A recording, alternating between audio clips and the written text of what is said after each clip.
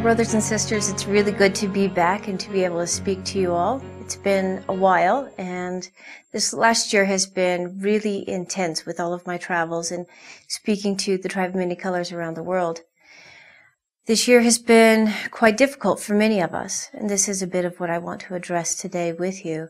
So many of us are going through so many hard times right now in our personal lives. As the new energies come to our planet, which they are in very real ways, energies coming every single day with the sun flares and bolts of energy coming to our planet to raise the energy, we are all struggling. Even me in my own personal life, I don't think there's anyone that I haven't talked to that hasn't been going through something quite dramatic in their life. Many of our relationships are falling apart. We're moving. Our jobs are falling apart. And this is what I want to address, is as the energies are getting stronger and stronger and more intense, in our personal lives, we have to let go of those things that are falling away. Because what is happening is, as the positive energies come to our planet, there really, truly is no room for negativity in our lives. And in those relationships that are falling apart, those things that are not fulfilling or helping your highest self, your highest purpose, must go away. As we let go of these things, it does open us up in a real positive way to receive positive things into our lives and to fulfill us as our highest, most potentialed selves in the best way. So although it is hard to let go of these things, keep reminding yourself that the negative, the old, has to move out so the positive can come in. That's not to say that it's going to be easy, but please remind yourself that this is why it is happening. And our tendencies are to grab a hold of and struggle to keep those things. But truly now in our lives, if things are falling apart and if things are going to the wayside, let them go. Do not still hold on to that old something that keeps us down and our frequency down, but to let them go so that there is a new opening in your life to let good, positive things in. As the world changes and as positive energies come to our planet, we must be ready. It is true the highest energy always wins, and as good positive energy comes to our lives, we cannot stay in our old patterns and our old ways and expect to move forward in our consciousness. It just doesn't happen that way. We must prepare ourselves. And so, although it is hard, let those things go that are passing right now to make room for the good and new. I know a lot of us are struggling with it, including myself. This last year has been one of the most difficult years of my life. I've really been trying to teach this message and share this powerful message with the world because I believe in it so much.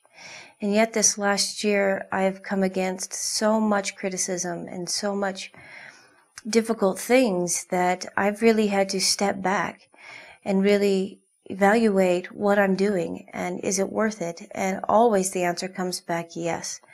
This message was given to me and I believe in it with all of my heart, and I have to move forward no matter how hard it gets. And I know that with positive things there will always be something negative.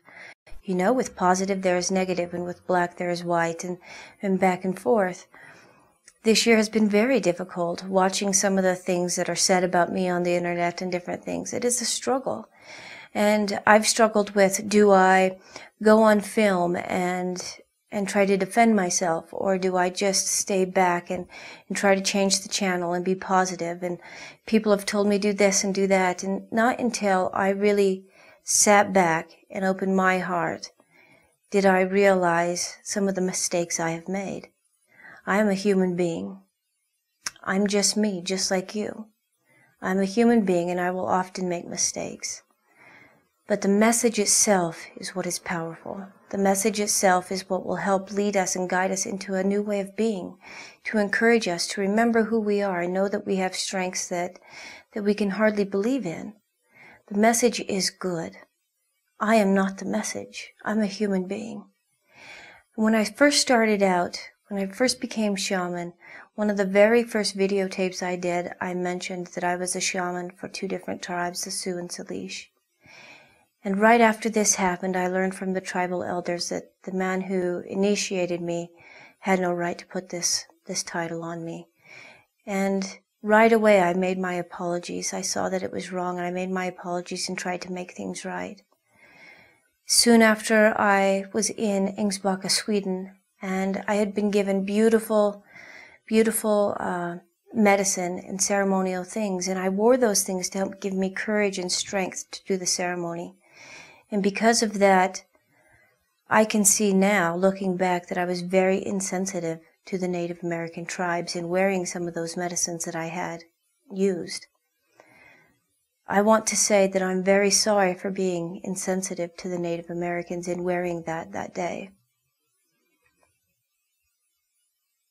Things have spiraled so out of control since that time. I chose to ignore it and to put aside what was happening on the internet and the lies being said and the things that kind of spiraled out of control. I've been accused of leading sweat lodges and all sorts of things which are completely untrue. I do not teach Native American anything. I do not represent any indigenous tribe. I am a human being trying to teach a simple message of remember who you are. Remember that we are the strongest of the strong. Remember that no one else is going to change this planet but us, and we have to do it. I do want to apologize for being insensitive, and I will not do this again. I'm learning as I go. I will always continue to learn as I go, but I am a human being and I will make mistakes. But as a human being, I feel a responsibility to my planet and to each other because I believe we can do better than what we're doing. Since I've begun teaching this message of love and hope for our planet, never have I encountered such hatred from anyone, and it's really been heartbreaking for me to share a message of love and to get people to remember who they are and to encounter such hatred and aggravation. I have to believe that the world has two different sides to it, love and hate. And I would pray that in these times, as we're giving a chance to really make a difference, a powerful difference in our planet, we could stay in our hearts. We have to be love, and that is what will change the world. So from now on, I am going to change the channel. I'm going to think positively, and I'm not going to let these things bother me.